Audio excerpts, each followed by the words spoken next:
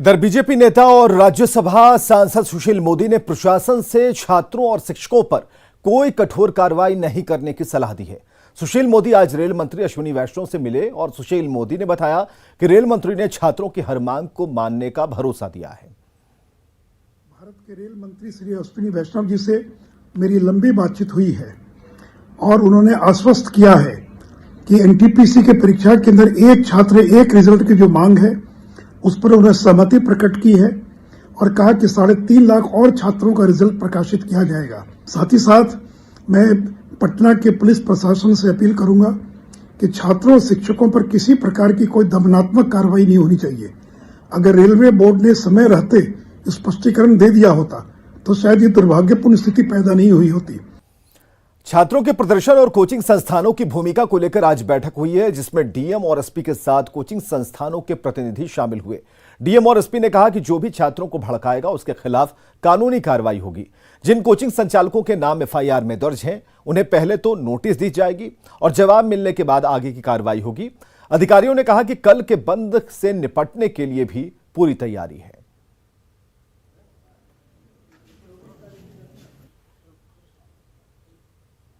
है उसको हम लोगों ने ब्रीफ किया है। किसी प्रकार की गैर कानूनी गतिविधि में या उसको प्रोत्साहित करने में कोई भूमिका नहीं होनी चाहिए किसी भी कोचिंग संस्थान की।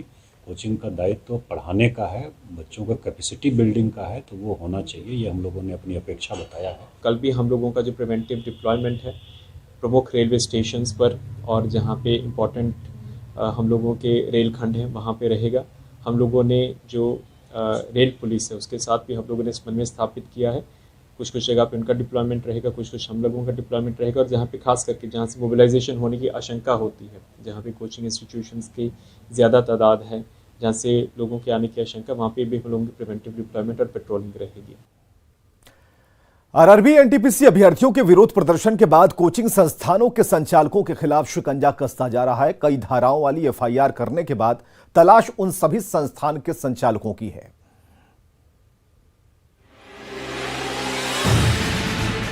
आरआरबी एनटीपीसी अभ्यर्थियों के विरोध प्रदर्शन के बाद कई कोचिंग संस्थान के संचालकों के खिलाफ शिकंजा कसा जा रहा है। पटना के पत्रकार नगर थाने में एफआईआर दर्ज की गई है और पटना डीएम के मुताबिक छात्रों को भड़काने के साक्ष्य का पता चला है।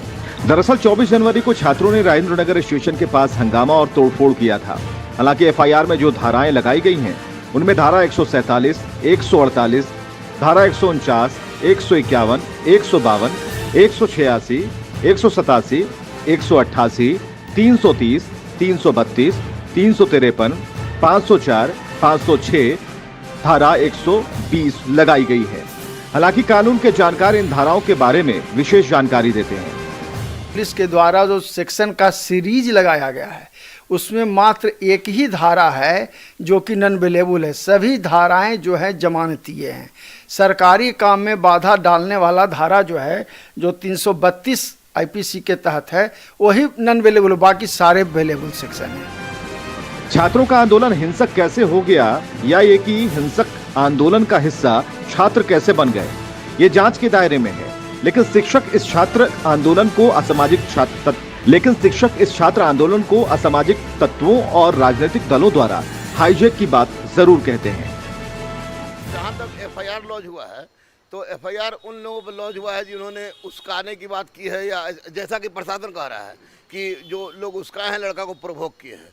तो मैं इस पे बहुत तह में नहीं जाना चाहूँगा, लेकिन इतना ज़रूर कहेंगे हम कि छात्रों के साथ जिस तरह का विश्वासघात हुआ है और लगातार हो रहा है, वह विश्वासघात छात्रों के साथ एक ऐसा घात है जिसकी कोई भरपाई नहीं है। मेरे बातों को 2-3 पॉइंट को थोड़ा समझने की बात है। जैसे कि बात बोला जा रहा है कि रेलवे ने ऐसा जो है कि एक्शन ले लिया। मेरे बात को समझेंगे कि 18 जनवरी को 90 लाख ट्वीट गया। 90 लाख ट्वीट पर कोई एक्शन नहीं हुआ। स्टूडेंट सबको, हम सभी शिक्षक या जो है कि सभी जितने लोग थे सभी लोगों ने जो है कि डिजिटल प्रोटेस्ट करवा रहे थे। बाद में सभी लोगों का जब जो है कि पेशेंस लेस हो गए तो उन लोगों ने फिजिकल प्रोटेस्ट किया। संवैधानिक तरीके से लड़ाई लड़ना चाहते हैं हम लोग तो मतलब ट्विटर प्रोटेस्ट स्टार्टिंग हुआ था, लेकिन उस पर कोई सरकार मतलब मौन था। अच्छा, ये अचानक से कई शिक्षक, खान सर समेत कई शिक्षकों पर आरोप है कि वो भड़का रहे थे, ये कर रहे थे, ये कितना सही है? ऐसा कुछ नहीं है। बंद कोचिंग संस्थान के आसपास केवल छात्र ही छात्र नजर आ रहे हैं। यकीनन दायर एफआईआर का जवाब संस्थान संचालक तलाश रहे होंगे, लेकिन छात्रों की जुबान पर आंदोलन का जवाब ढूंढना उतना भी मुश्किल नहीं। ये बिल्कुल बेबुनियाद बात है। ये प्रशासन अपनी नाकामी छुपाने के लिए ऐसी बातें सामने कर रही है। कल जब मैंने न्यूज के माध्यम से देखा कि खान सर समेत बहुत सारे शिक्षकों के साथ बहुत सारे छात्र पे भी एफआईआर हुआ है, जो बहुत ही दुखद बात है। मैं रात भर सो नहीं पाया था सही से कि खान सर कैसे हैं।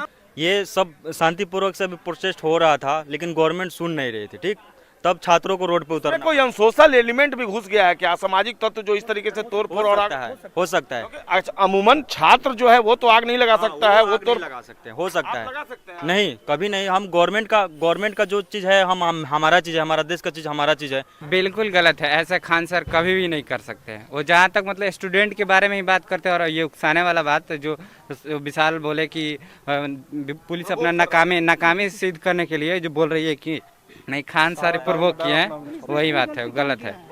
नहीं, कोई बात नहीं है, खान सर ऐसा कर ही नहीं सकते। पुलिस पूछ रही है कि हंगामे के पीछे कौन है, ट्रेन की आग के पीछे कौन है, मगर छात्र ये पूछ रहे हैं कि बढ़ती बेरोजगारी के पीछे कौन है। संजय कुमार, न्यूज़ 18, पटना।